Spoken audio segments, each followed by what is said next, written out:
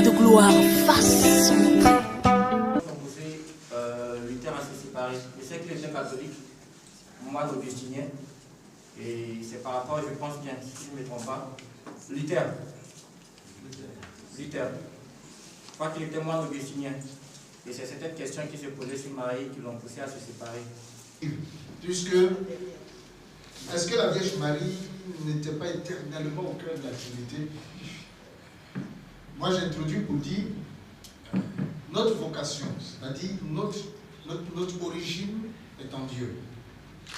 C'est-à-dire, avant la fondation du monde, nous avons été choisis, nous avons été mis à part pour être saints et immaculés en présence de Dieu dans l'amour. La présence de Dieu dans l'amour, c'est où?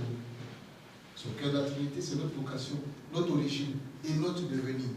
Maintenant, dit, est-ce que Marie n'était pas de tout temps? Vous voyez, il y a deux notions, c'est-à-dire qu'on parlait de substantiellement. Je veux dire, quand on entre dans la chronologie, donc le temps, on se dit, Dieu a prévu qu'il y ait dans l'économie du temps, c'est-à-dire dans le développement, dans l'économie du salut, dans le développement donc progressif du salut, il y aurait des événements, j'ai envie de dire juxtaposés, c'est-à-dire des événements qui vont venir les uns après les autres, pour que progressivement notre esprit soit conduit à la plénitude de la révélation. Vous comprenez? Ce qu'on appelle la béatitude. La béatitude, ce n'est pas seulement, mais c'est aussi un état, c'est aussi une vision, c'est aussi une perception. Faustine de Cracovie, vous la connaissez? Ça vous dit quelque chose? Sainte Faustine. Enfin, je ne sais pas si elle est de Cracovie, mais Sainte Faustine, la polonaise, la miséricorde. Donc, elle demande à Dieu, à Jésus, mais ta miséricorde alors. Il dit, si, ça y est, cette miséricorde n'est pas pleinement révélée à tout le monde parce que les gens abuseraient d'elle. Comprenez? Mais ce n'est pas qu'il ne veut pas qu'on abuse, il veut qu'on amuse et qu'on en abuse. Voilà, donc il faut lire justement le journal de Faustine, donc le journal de Sœur Faustine, d'accord? Il nous donne, Dieu a été obligé de révéler, donc comme je parlais de la chronologie, donc d'une pédagogie, une méthodologie. Voilà, donc Dieu progressivement nous fait entrer dans la plénitude de la révélation, d'accord? Et vous allez voir, on était au 15e, 16e siècle, même au 14e, les gens étaient devenus ce qu'on appelait le laxisme. Ça vous dit quelque chose? Le laxisme, c'est-à-dire Dieu est bon, mangeons, faisons ce qu'on veut. Voilà, tout le monde s'est anobli, tout le monde s'est perverti, tout le monde s'est décomposé.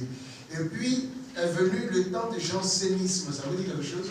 Voilà, donc Jansen, un prêtre, qui dit, mais c'est pas possible, vous allez mourir, Dieu, le feu, l'enfer, ainsi de suite, l'épée de Damoclès sur vos têtes, vous comprenez? Donc, on est passé de comment on dit, une extrême, un extrême. Un extrême. Voilà le combat. D'accord, on est passé d'extrême à l'autre extrême. D'accord. Donc vous voyez, c'est-à-dire on est passé d'une sorte à quelque chose de rigide, de sans âme. Et donc, pendant près d'un siècle et demi, 2 siècles, dans le monde catholique, c'était le jugement, c'était Dieu, c'était faites attention parce que. Et il y avait des prédicateurs du jugement qui mettaient un sac et puis qui prêchaient avec le feu de l'enfer. Dans tout cela, une jeune femme, donc a dit, mais c'est pas possible. Comment Dieu qui est bon, Dieu qui est mon Père, peut se manifester à moi comme un vengeur avec une épée et une lame de feu sur un cheval pour venir jeter en enfer tous ceux qui allaient désobéir. Thérèse de l'Enfant Jésus. Vous voyez? C'est là qu'on parle de ça, de la petite voix, donc la voix de l'enfance spirituelle. Ce n'est pas de l'infantilisation, c'est l'enfance spirituelle, c'est-à-dire une confiance telle que ma relation avec Dieu devient une relation de père et son enfant. Les gens disent, c'est pas possible, c'est aberrant. Dieu est l'immanent. Dieu est le transcendant. Comment est-ce que tu peux t'approcher de Dieu au point de le considérer comme ton papa? C'est aujourd'hui un chante, mon papa est fidèle. Avant, on ne disait pas ça, on dit l'Éternel est le Dieu qui venge.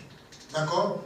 Donc Thérèse, le Seigneur lui révèle quelque chose. Je suis un père aimant. Et qu'est-ce qu'elle dit? Quand je joue au bord du précipice, je joue au bord du précipice. Vous voyez le précipice? Elle dit quand tu regardes comme ça, là, amen. Si tu tombes, tu t'écrases. Elle dit, je ne crains rien parce que mon Père est là. Elle dit la multitude, je sais que la multitude de mes offenses sont une goutte d'eau dans un brasier. Elle n'a même pas dit dans une flamme de bougie. Elle dit un brasier. Vous avez déjà vu un brasier? Moi j'ai déjà un brasier ardent. En plus elle a ajouté ardent. Merci ma soeur de nous rappeler. Brasier ardent.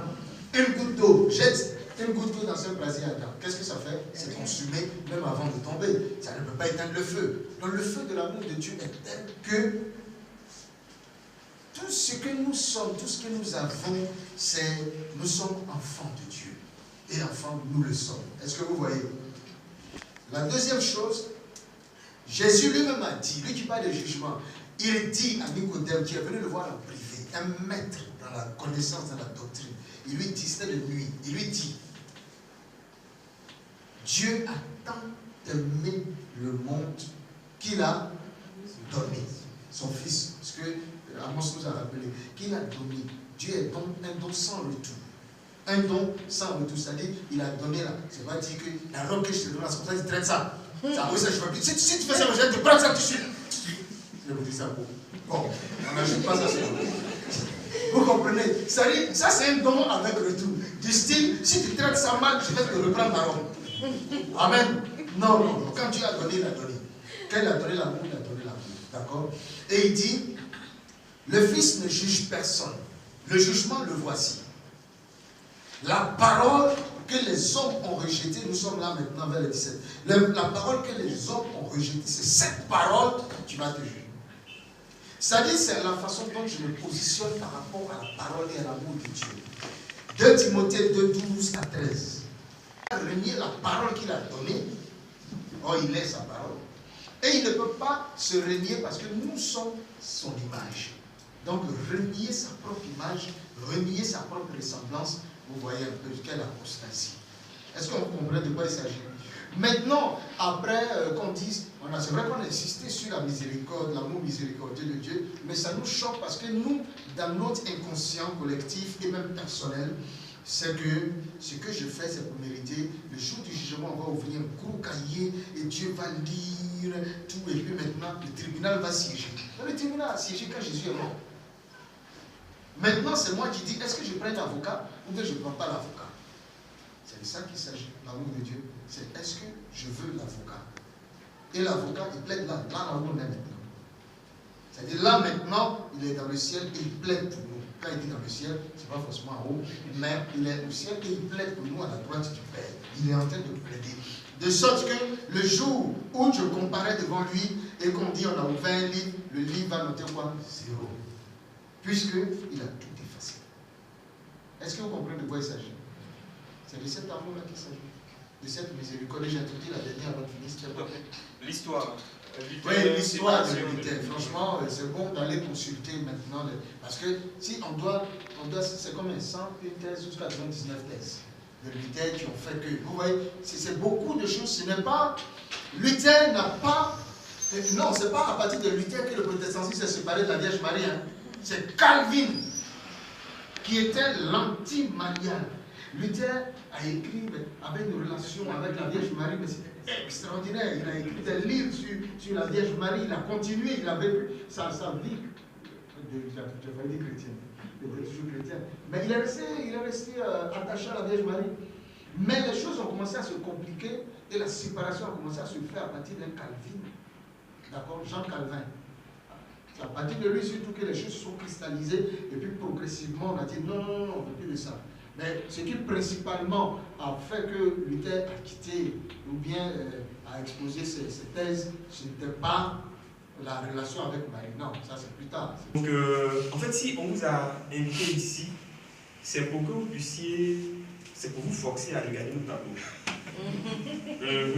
Et puis nous aider à les vendre, à les acheter. On voudrait, c'est vrai, là, ça a travaillé. Ça va faire quoi? 1 an de travail, pratiquement, sur la collection. Plusieurs mois quand même. L'année, on a eu plusieurs collections. Oui, il y a des tableaux qui ont été faits incessamment, il y en a d'autres qui sont là, qui ont été faits. Voilà. Donc il faut qu'on aide l'artiste. Avoir un édifice comme celui-là, un bureau comme celui-là, entretenu comme il est entretenu, ça demande des sous, ça demande une organisation. Ce sont des ressources humaines à gérer, on les gère autant que faire se peut. On va nous dire, mais qui nous a envoyé? Mais on le fait pour qu'il y ait une présence au niveau artistique, au niveau de la Côte d'Ivoire, qu'il y ait une voix, qu'il y ait un pinceau, qu'il y ait une référence. Aujourd'hui, quand on dit Amos, on dit c'est un jeune Ivoirien, on dit Amos, on dit c'est un jeune Africain, on dit Amos, on dit c'est la peinture, quand on dit Amos, on dit c'est de la prédication, on dit Amos, on dit c'est l'église catholique.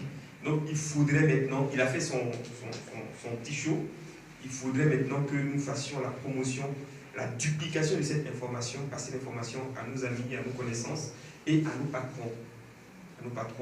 Pour qu'on puisse permettre à l'art made in Côte d'Ivoire d'émerger. C'est l'heure, c'est l'heure, c'est l'heure, oh, c'est l'heure, c'est l'heure,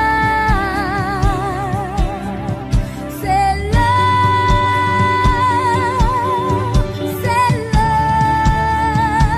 Esprit de Dieu viens,